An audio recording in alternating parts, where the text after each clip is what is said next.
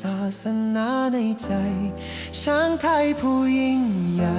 ดอกบัวบานในน้ำประเพณีไทยที่งดงามสืบทอดมาจากบรรพบุรุษ 사랑하는 태국 땅 이 하늘 아래 태어났어요 아름다운 사원들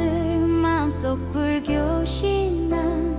위대한 태국 코끼리 물 위에 피는 연꽃 아름다운 태국 전통 조상으로부터 이어져요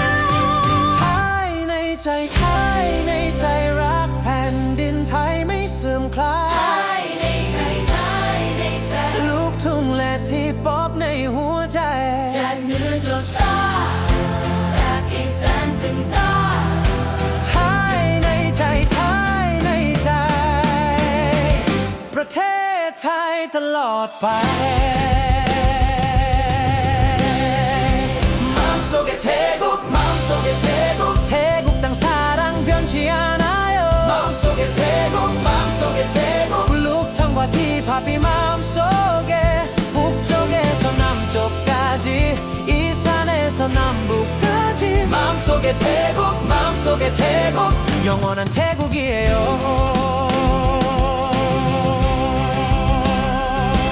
색깔 สงกรานต์น้ำสาดกันด้วยความสุขลอยกระทงในยามค่ำแสงไฟสวยงามยิ่งนักอาหารไทยร้อนเลิศต้มยำกุ้งและผัดไทยวัฒนธรรมที่ยิ่งใหญ่ทำให้โลกหลงรักไทย 송크란 축제 행복하게 물을 뿌려요 밤에 크라통을 띄우며 불빛이 아름다워요 태국 음식의 맛 위대한 문화가 세계를 태국에 빠지게 해요 ไทยในใจไทยในใจรักแผ่นดินไทยไม่เสื่อมคลายไทยในใจไทยในใจลูกทุ่งและที่ป๊อปในหัวใจจากเหนือจนใต้จากอีสานถึงใต้ไทยในใจไทยในใจประเทศไทยตลอดไป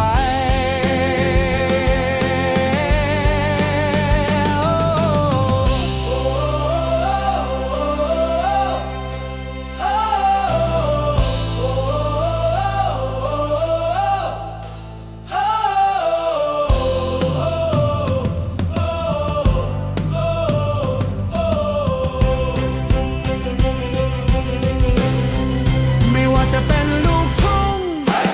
ไม่ว่าจะเป็นที่ป๊อปดนตรีไทยคือหัวใจที่ทำให้เราเป็นหนึ่งเดียว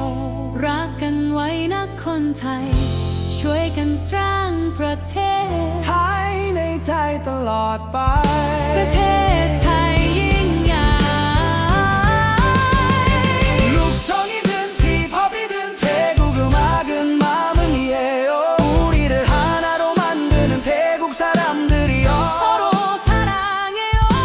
함께 나라를 만들어요 영원히 마음속에 태국 위대한 태국이에요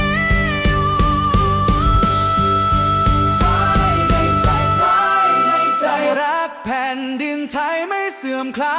ยลูกทุ่งและที่ป๊อปในหัวใจจากเหนือจดใต้จากอีสานถึงใต้ไทยในใจไทยในใจประเทศไทยตลอดไป ไทยในใจใจเลยใจประเทศในใจ